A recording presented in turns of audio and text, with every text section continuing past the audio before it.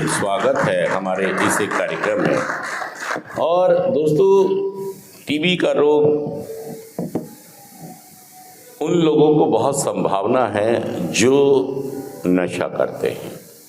मैंने पिछली बार आपको बताया था ना, दूसरा बैनर लगा था यहाँ पर, उसमें ये बताया था कि वो कौन से 6 ग्रुप हैं जिनको टीबी का रोग हो जाने की संभावना है। जैसे उसमें कुपोषित वाला था, या किसी को शुगर का बीमारी हो, या कोई 60 साल से ज़्यादा हो, या किसी रोगी के संपर्क में आया हो, या जो लोग धूम्रपान करते हैं, स्मोकिंग करते हैं, बीड़ी सिगरेट तम्बाकू शराब अफीम चरस गांजा करते हैं, इन्हें बहुत संभावना होती है कि क्या हो जाने की।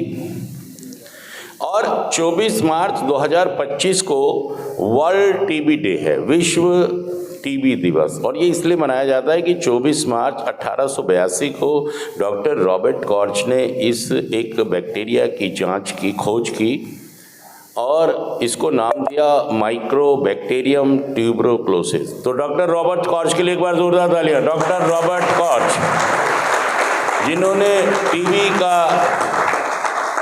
जो बैक्टीरिया था, जो बहुत ही खतरनाक था, जिसका पता नहीं लग रहा था कि लोग क्यों मर रहे हैं, तो 1882 में कामयाबी मिली, डॉक्टर रॉबर्ट कॉर्च ने इसकी खोज कर ली। मैं टीबी हॉस्पिटल में देखता हूँ कि जितने वहाँ पेशेंट भर्ती होते हैं मेल, उनमें आधे पेशेंट मैं देखता हूँ ऐसे होते हैं जो किसी नशे के कारण जिनको टीबी का रोग। और दोस्तों, जब टीबी का रोग हो गया ना, तो उसके बाद तो फिर ट्रीटमेंट ही होगा, उसके बाद कोई दूसरा चारा। और जो शराब पीने वाले लोग हैं, इनको हेपेटाइटिस भी, मतलब काला पीलिया सुना होगा आपने, इसकी बहुत संभावना है। और भाई साहब, अगर ये हो गया तो जय जय राम सीताराम, क्योंकि ये बहुत ही खतरनाक है। देखिए, ये शराबबाजी या नशेबाजी, ये एक ऐसा जहर है जिसको परिवार स्वीकार कर चुका होता है।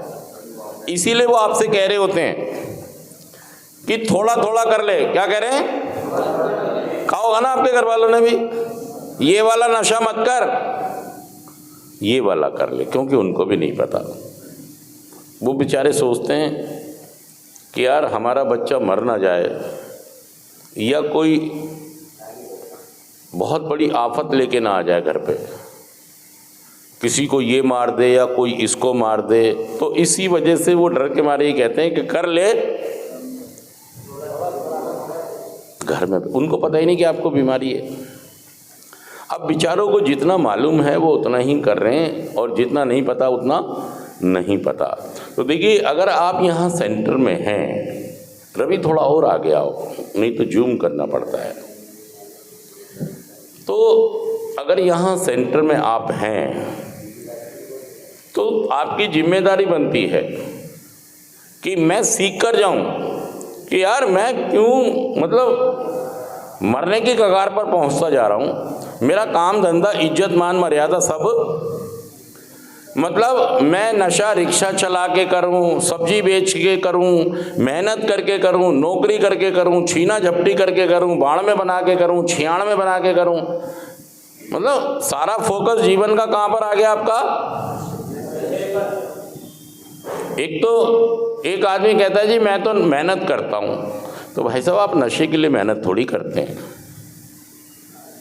अगर आप 1000 रुपये रोज कमाते हैं और 400 रुपये आप ठेके वालों को दे के आते हैं, तो क्या सही है ये? फिर तर्क देते हैं कि जी मैं तो बापू दा ये मुंडा नशेबाज हो गया, सुन के मोहल्ला भी हैरान हो गया, गली विच बापू बदनाम हो गया, कि गली वाले कहंदे बापू नू एनू भेज दो सेंटर दोबारा। बापू कहता 9 बारी भेज चुके हैं, 10वीं बार एनु भेजना नहीं। वो पीछे बैठा पीली टी शर्ट वाला आदमी, वो सुन ही नहीं रहा, देख ही नहीं रहा। वो बापू कहता 9 बारी भेज चुके हैं, 10वीं बार एनु भेजना नहीं। पीण दो एनु जिवें पीना चाहुंदा है, जीण दो एनु जिवें जीना चाहुंदा है। मैं इस तो नितंग आ गया, एने सुधर के नहीं वेखाना। दोस्तों, अगर आप ठीक नहीं हुए तो एक दिन आप भी इसके जो मम्मी पापा तकलीफ उठा रहे हैं, अभी तुम्हारे थोड़ा कम उठा रहे हैं इसके मुकाबले। हाँ जी, इसके लिए भी तैयार रहना आप, ये वाली स्थिति के लिए। हाँ जी, क्योंकि शराब, गोली, इंजेक्शन, टैबलेट, शराब, बस शराब वाले कई बार गोली के साथ शराब पीते हैं। कभी गोली खा लेते हैं, कई बार विस्की, कई बार ठर्रा, कई बार ये, कई बार तो उनको बहुत सारी संभावना रहती है। और स्मैक, अफीम, चरस, गांजा बदल के नशे जो करते हैं उनको तो बहुत संभावना है कि वो भी। भाई साहब, अभी शुक्र करो कि यहाँ से आगे जाना है या वापस जाना है। सच कह रहा हूँ, मैं झूठ कह रहा हूँ? नहीं तो एक दिन आपकी भी हालत बेकार हो जाएगी। फिर आपको भी क्या कहा जाएगा, इसकी दवाई चल रही है जी। और देखिए, मानसिक अगर हम रोगी बन गए, देखिए इससे ये वाली बात मुझे समझाना ज़्यादा आसान नहीं है आपको। जो मैं बातें कर रहा हूँ ये इसको समझानी ज़्यादा आसान नहीं है आपको। तुम मान ही नहीं रहे हो, तुम घर की फीलिंग में बैठे हो। मेरी मम्मी से बात करा दो, क्या करें? मेरे पापा से, मेरे घर पर, मेरी बीवी से, मेरी बच्ची से। अरे भाई साहब, क्योंकि आपने कैलकुलेशन कर लिया कि यहाँ से भागना तो अजीब, यहाँ कोई मौका होता है सारे भाग जाते हैं। सच कह रहा हूँ, झूठ कह रहा हूँ? ये मत सोचो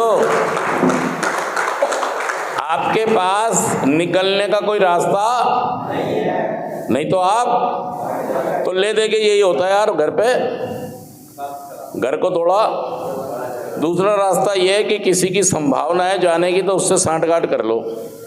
कोई अगर जाने वाला है ना तो उससे क्या कर लो, कैसी सांठगांठ? कि देख बात सुन, अगर तू जाएगा तो मेरे घर, और मैं जाऊंगा तो कह दियो बंदा मरने वाला, जल्दी ले आओ।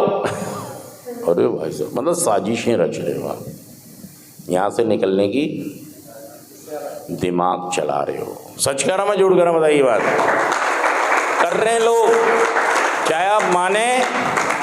देखिए, मैं ये कह रहा हूँ, एक होता है कम्युनिकेशन। क्या होता है? इसको फोकस कर दो रवि। क्या होता है? कम्युनिकेशन। कम्युनिकेशन मतलब वार्तालाप। हिंदी क्या होगी इसकी?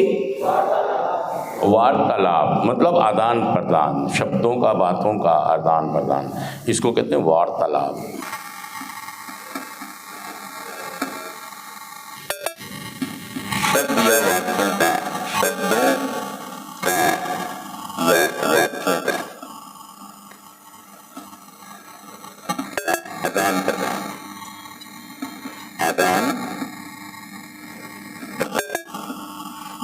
कम्युनिकेशन का मतलब वार्तालाप। और वार्तालाप हमारी फोनों पर कब होती है? जब दोनों तरफ के फोन के नेटवर्क, मान लो आप मुझे फोन करते हैं और मेरा फोन बेसमेंट में बैठा हूं मैं, तो क्या मिलेगा? सही बैठो। कितने मिनट? 42। क्या मैं, अगर मेरा फोन सिम अच्छी नहीं है तो क्या मिलेगा? ऐसे ही जब आप सेंटर में आते हैं तो बहुत सारे कम्युनिकेशन हमारे पास आते हैं, लेकिन हमारे तक पहुंच नहीं पाते हैं क्योंकि हमारा नेटवर्क काम, सच कह रहा हूं झूठ कह रहा हूं?